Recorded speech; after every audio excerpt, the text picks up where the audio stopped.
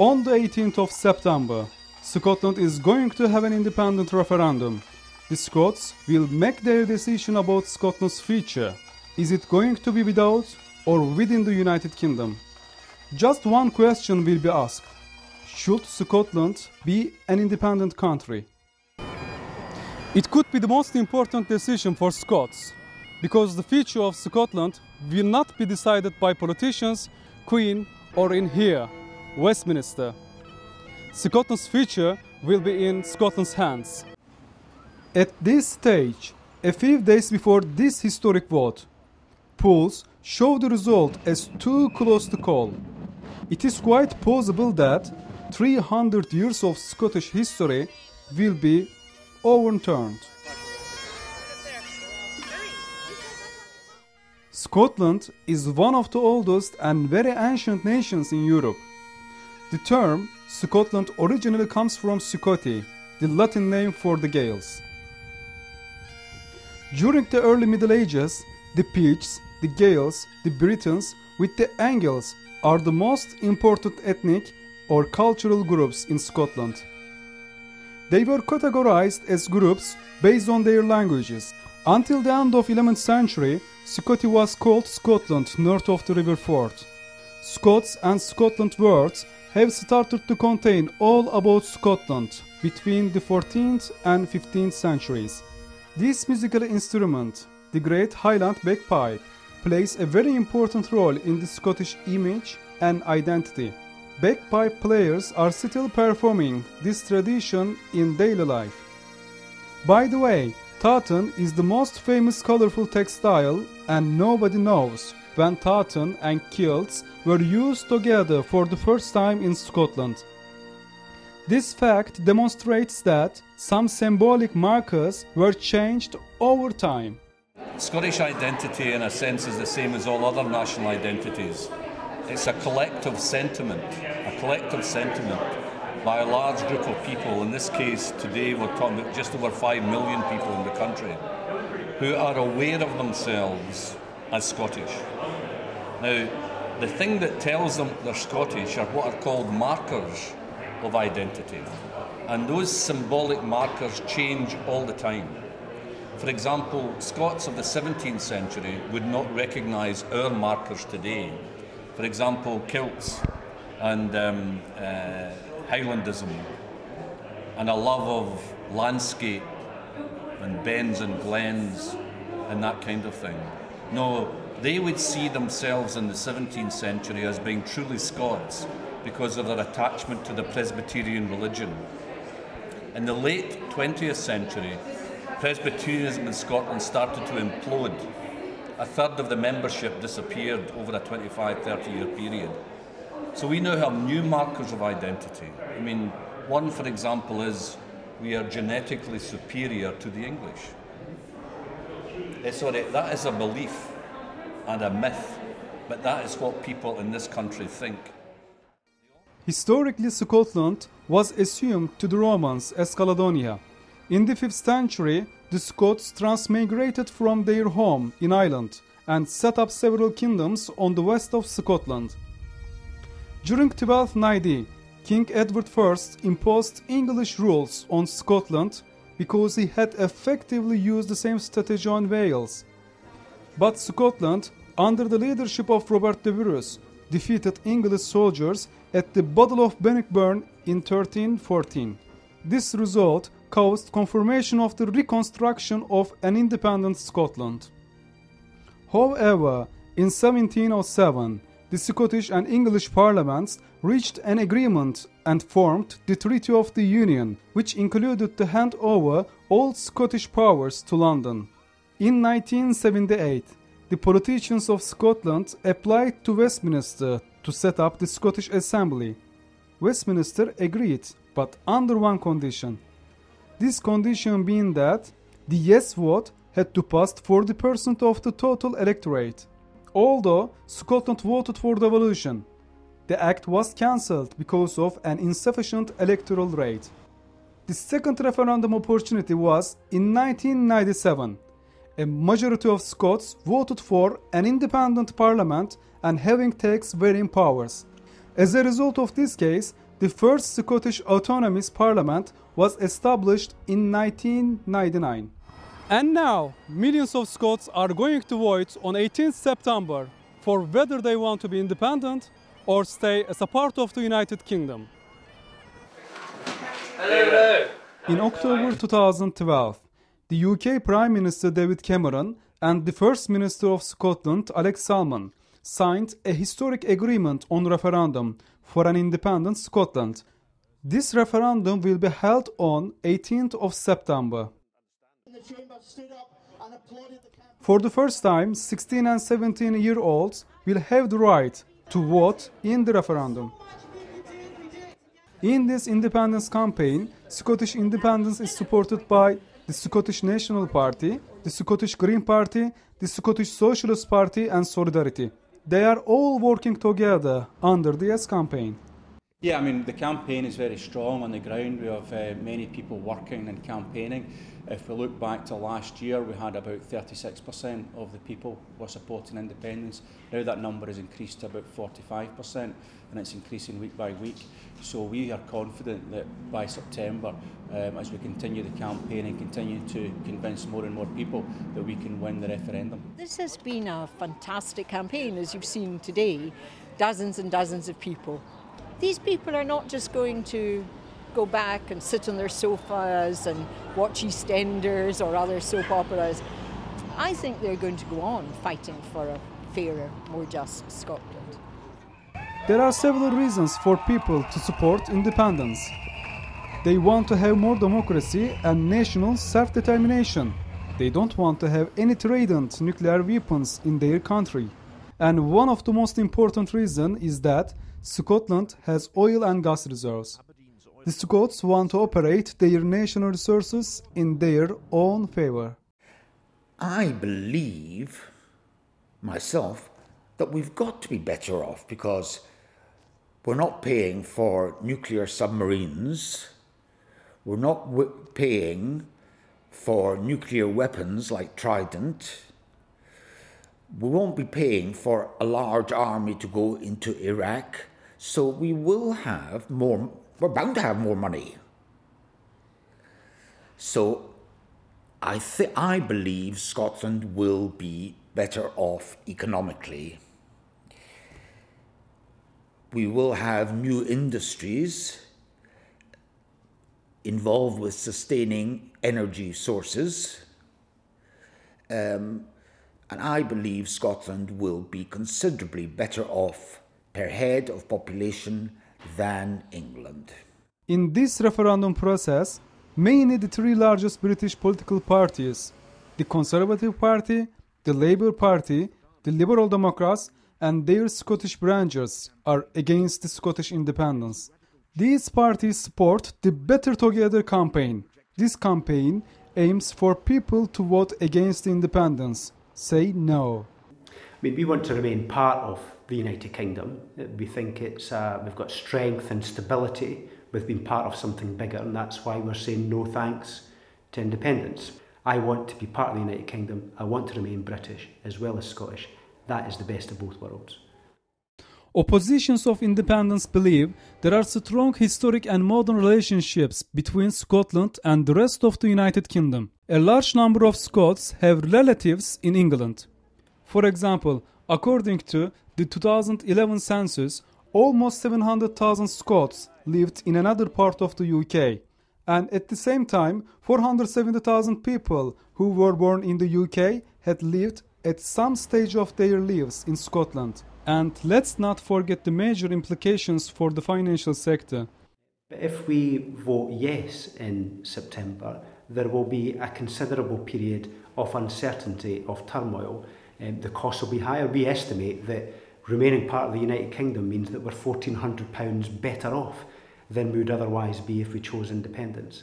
So there is a real financial cost and risk associated with independence, which you don't get as part of the United Kingdom.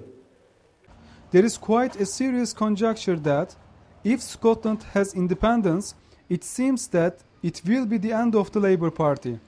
Because during the last general election, a majority of Scots voted for the Labour Party. At this election, The Conservative Party could have had an adequate number of voters to establish one-party government if the voters of Scotland hadn't been counted. The topics that dominate the public debates now are about the oil and gas rights, the membership of the European Union, the status of the Queen in an independent Scotland, and whether or not the pound will be used as the currency. The oil and gas industry in Scotland creates an enormous dispute between David Cameron and Alex Salmond. That the people who live in Scotland are best placed to make the decision. Cameron has warned that the Scottish oil and gas sector would be affected negatively in the case of independence. First Minister Salmond blames David Cameron about dragging their feet over a new gas-fired carbon capture and storage plant in Peterhead. But what will happen when oil and gas reserves are dried up?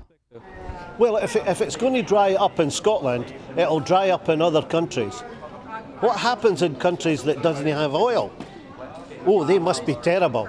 They must be in real trouble, like Sweden and all these countries that didn't have oil. People together can find the solutions. People shouldn't worry about oil and gas. That is not an issue. Renewable energy, I think one of the great things that we can do is invest a lot of money from the oil and from general taxation into greater production of green energy. A state-owned energy company, as the SSP proposes, would be a fantastic step forward for Scotland's economy.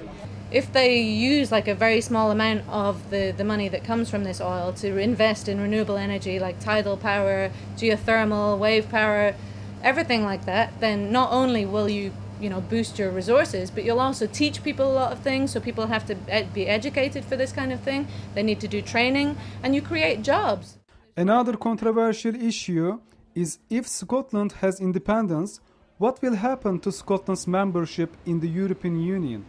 The President of the European Commission, José Manuel Barroso, said that if Scotland will be an independent country, joining the European Union would be extremely difficult, but it would not be impossible. Well, I don't agree that we'll apply for a new membership because we're inside the European Union already.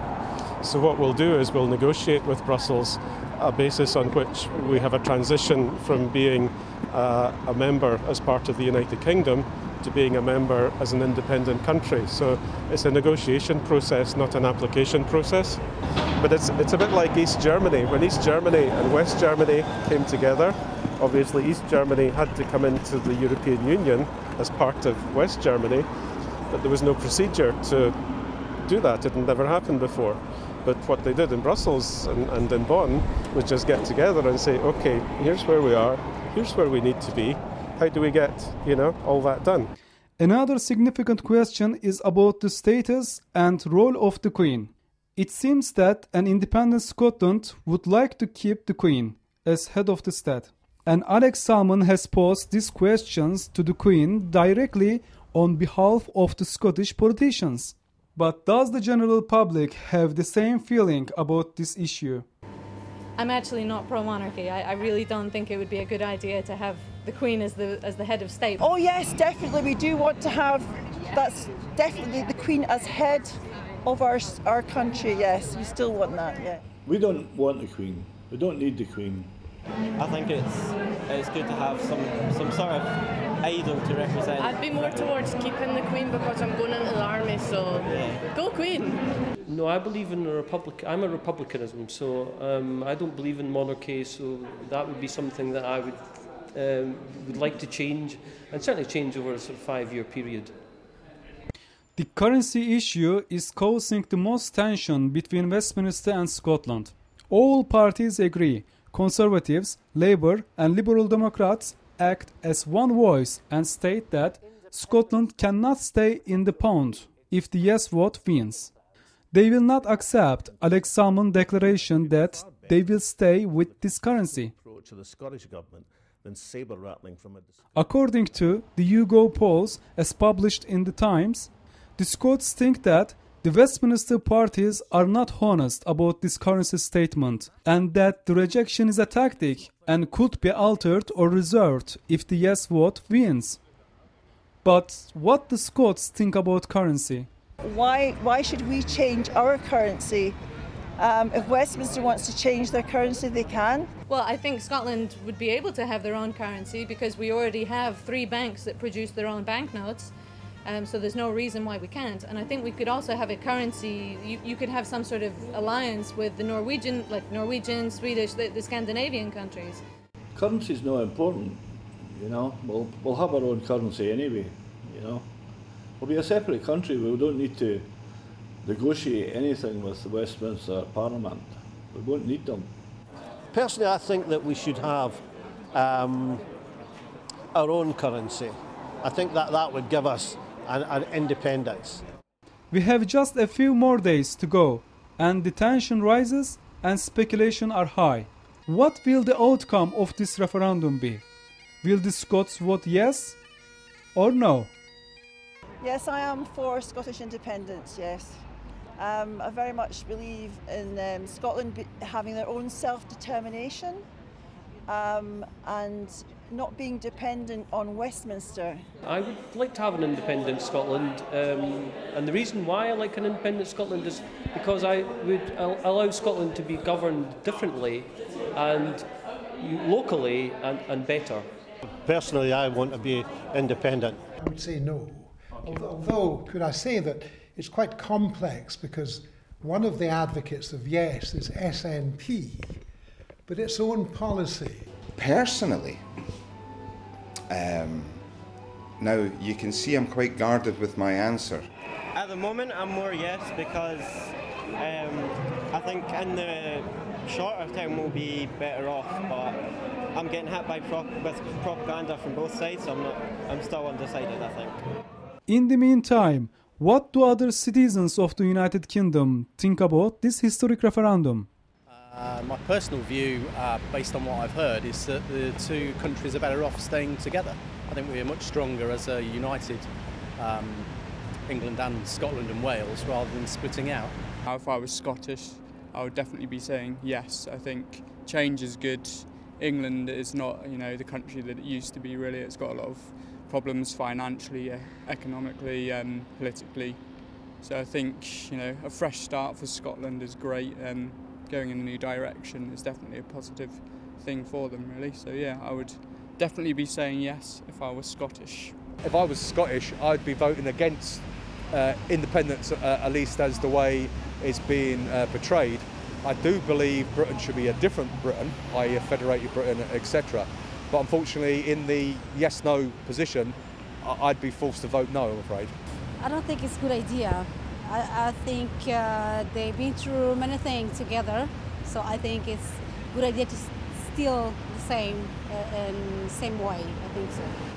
This is what people say when questioned directly. But according to the YouGov poll for the Sunday Times, 7 September, yes support is at 51%, no support is at 49%. Another poll result from Survation poll for the Daily Record, on 10 September, no is at 53% and yes is at 47%. So, with the polls too close to call, one thought does to come to mind. If the Westminster parties are so opposed to independence, why did they allow for this referendum to be held in the first place? It might be that they simply underestimated the patience of the Scots for their country and underestimating the chance of the nationalists actually winning their yes campaign. Despite all these controversial issues, today the Scottish government hopes to write another chapter in Scotland's history. After 18th September, we are gonna see whether Scotland will be an independent country or stay as a part of the United Kingdom.